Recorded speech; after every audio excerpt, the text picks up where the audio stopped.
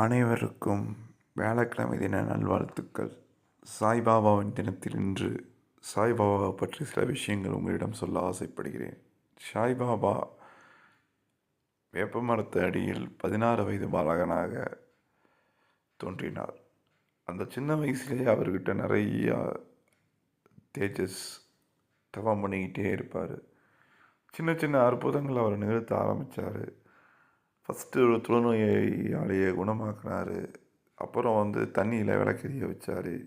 அப்படியே படிப்படியாக சின்ன சின்ன விஷயங்கள் தெரிஞ்சு அந்த ஊர்லேயே அவரை நேசிக்கிறவங்களும் இருந்தாங்க, வெறுக்கிறவங்களும் இருந்தாங்க. அந்த நேசிக்கிறவங்கள தான் பாபாவை கொண்டு இடையில ஒரு 10 வருஷம் காணாமல் போயிட்டார். மறுபடியும் வரும்போது ஆவோ சாயி அப்படின்னு மகசபதி கூப்பிட்டு அப்புறம் 60 வருஷம் ஷிரடியிலேயே வாழ்ந்தார். அனைவருக்கும் பாபா தின நல்வாழ்த்துக்கள். ஜெய் சாய்ராம்.